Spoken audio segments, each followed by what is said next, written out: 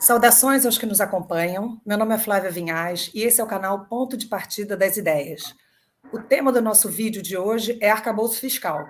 E o nosso convidado constitui uma das mais destacadas vozes do debate econômico brasileiro, que é o Paulo Nogueira Batista Júnior.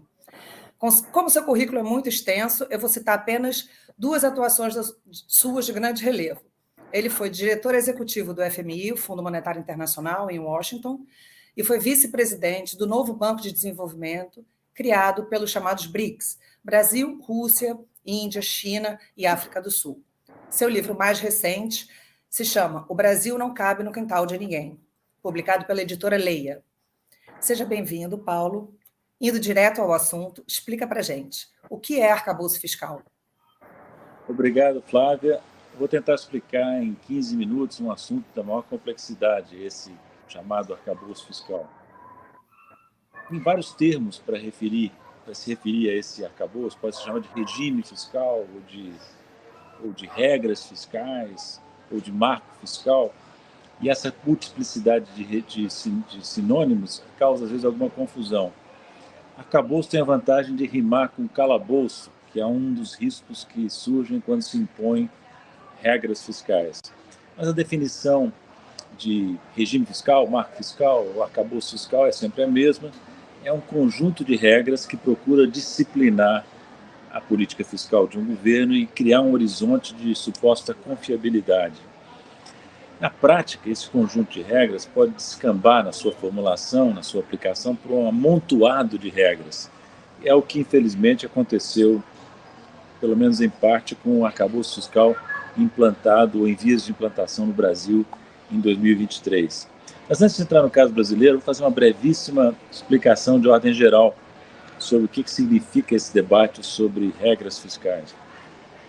Na verdade, é parte de um debate muito antigo no campo macroeconômico entre aqueles economistas que pregam a existência de regras e aqueles que defendem a discricionariedade, a livre decisão do governo. Esse debate contrapõe basicamente aqueles que acreditam no Estado, na ação do Estado na área econômica, e aqueles que acreditam mais na chamada mão invisível do mercado. Para esse segundo grupo, regras são preferíveis porque o Estado não é confiável. Então, impondo regras, você disciplina um ente que não merece confiança. Já os economistas mais keynesianos ou de orientação não tão liberal preferem dar margem de manobra ao governo. Discricionariedade, em outros termos. Liberdade para decidir o que fazer e o que não fazer ao longo do tempo. Então, há três correntes de pensamento: os que preferem regras, os que preferem discricionariedade, uma terceira, na qual eu me incluo, que são aqueles que, se for necessário praticar regras, ou aplicar regras, que sejam regras flexíveis, que levem em conta a incerteza sobre a situação econômica. O que isso é um dilema, ou em inglês um trade-off? Porque ao preferir uma das pontas do dilema, regras, ou a outra, discricionalidade, você vai estar fazendo opções que têm implicações importantes para a política econômica. Por exemplo, se você prefere regras, você ganha credibilidade, mas perde flexibilidade. Se ao contrário, se você prefere discricionalidade, você ganha flexibilidade, mas perde credibilidade. Então esse dilema é um dilema clássico em política fiscal, mas também em política monetária, política cambial. Como eu disse, eu sou entre aqueles que preferem discricionalidade, e havendo a necessidade de aplicar regras, que essas regras sejam o mais flexíveis possíveis, né? Por que essa preferência por flexibilidade?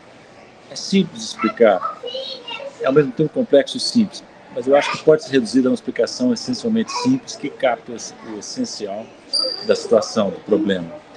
A verdade é que os economistas, que reconheçam ou não, têm uma capacidade de previsão do futuro que é muito limitada, porque prevalece no campo econômico uma incerteza de natureza radical. Então, se você procura, no afã de ganhar credibilidade, impor regras muito rígidas ao governo, você corre o risco de se surpreender com eventos inesperados, com mudanças não previsíveis da situação econômica, que tornam aquelas regras que pareciam razoáveis quando adotadas se tornem inviáveis, se tornem um obstáculo, um estorvo à ação do governo. Então, flexibilidade. De preferência, discricionariedade, se não for possível, regras flexíveis, né? Qual era a situação? Agora vamos para o caso brasileiro, rapidamente. Qual era a situação do governo Lula quando ele assume em janeiro de 2023? Ele se defrontava com um arcabouço fiscal implantado no governo Temer, o chamado teto constitucional de gastos, que congelava o gasto primário, a maior parte do gasto primário em termos reais, por um período muito longo de 20 anos. Né? Esse teto, quando o governo Lula começa, já estava desacreditado, porque foi se revelando ao longo do governo Bolsonaro que o teto estabelecido pelo governo Temer só podia sobreviver se fosse sofrendo emendas sucessivas de natureza constitucional, porque o teto era constitucional. Então veja um absurdo que se criou com esse teto do governo Temer. O governo era obrigado a propor constantemente, ou anualmente, ou até semestralmente, emendas constitucionais para conduzir a política fiscal. Um verdadeiro absurdo, política fiscal conduzida por emendas constitucionais. Eu não tenho notícia de que isso tenha sido feito em algum lugar do mundo, mas foi feito no Brasil. Então o desafio do governo Lula era como remover da melhor maneira esse teto. E foi feita uma manobra muito inteligente, na PEC de transição, que teve dois lados. Um muito comentado, que foi abrir exceções ao teto de gastos para o governo Lula em 2023, mas uma menos comentada e igualmente importante foi de prever, já na PEC de transição, que o teto constitucional seria substituído por uma lei complementar que aprovaria um novo regime fiscal, um novo arcabouço fiscal, que foi feito. Falta aprovar, falta completar a tramitação no Congresso, mas essencialmente já foi concluída, falta pouco. Né? Veja que foi tão inteligente a manobra do governo Lula que muitos nem se deram conta de que o teto constitucional já tinha suprimido por uma regra jurídica definida no tempo. Né? Agora, mais recentemente, então, o governo apareceu com uma proposta que foi discutida longamente dentro do Executivo, chegou no Congresso, tramitou com certa dificuldade, muitos ajustes foram feitos na Câmara, alguns no Senado, mas, ao fim e ao cabo, com a aprovação da lei complementar por larga vantagem na Câmara, houve uma vitória do governo Lula, uma vitória do ministro Haddad em especial. Foi uma vitória realmente ou foi uma vitória de pirro? Isso não está muito claro. Até onde eu posso perceber, talvez tenha sido uma vitória de pirro, mas só o tempo dirá. Né? Por que eu digo isso? Com certa cautela. Por que cautela? Porque os economistas, volto a dizer, não têm capacidade de previsão, não têm nem sequer capacidade de prever o passado. Na economia brasileira, até o passado é imprevisível. Isso parece uma mera butada, uma mera piada, mas não é.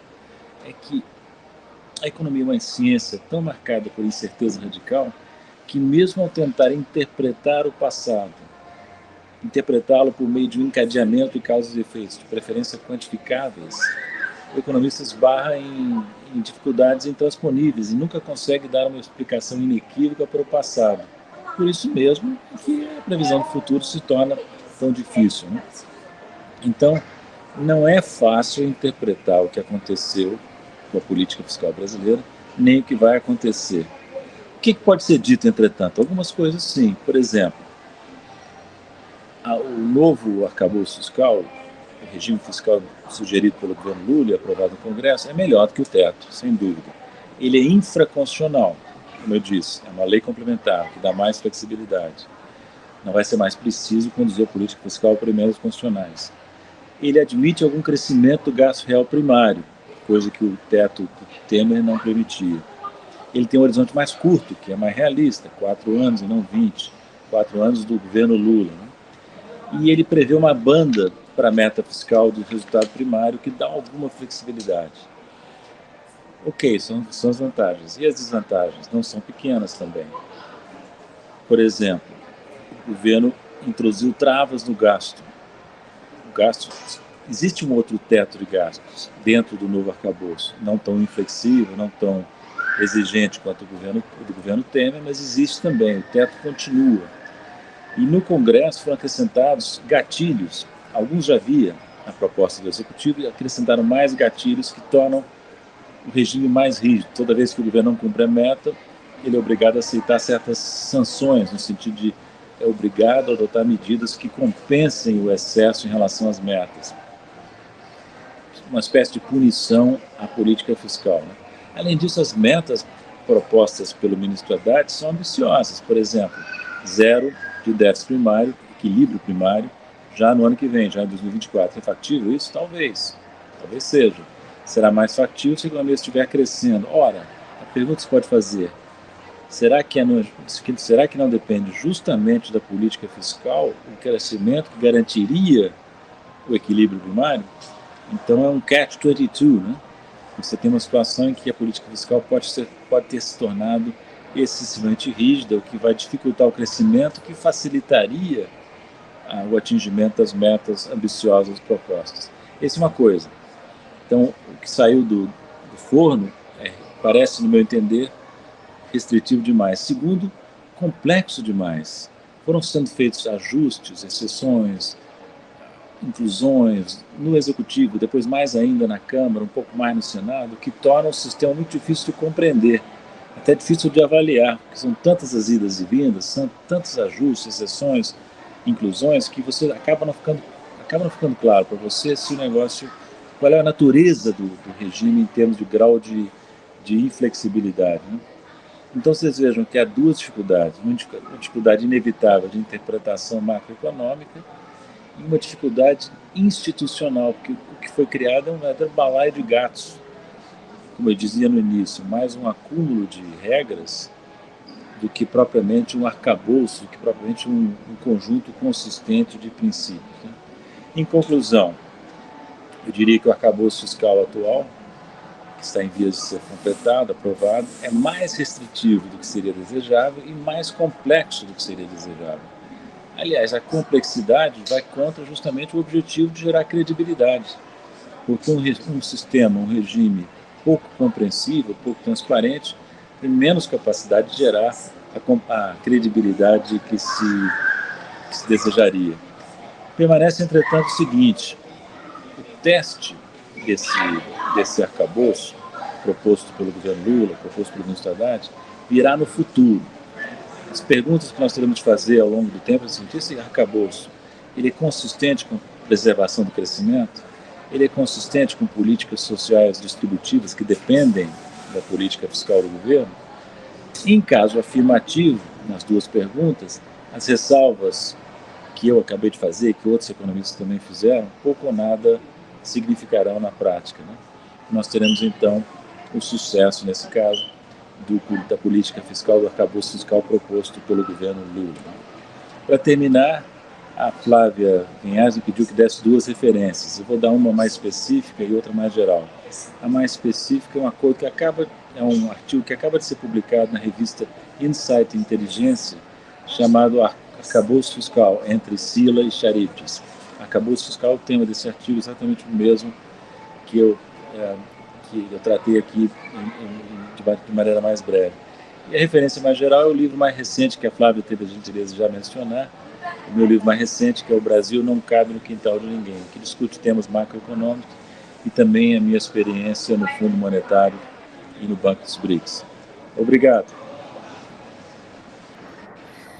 Paulo, então eu gostaria de agradecer a gentileza da sua participação no nosso canal e pedir aos que gostaram da transmissão que deem a sua curtida, que divulguem o canal e que se inscrevam para poder receber as nossas informações.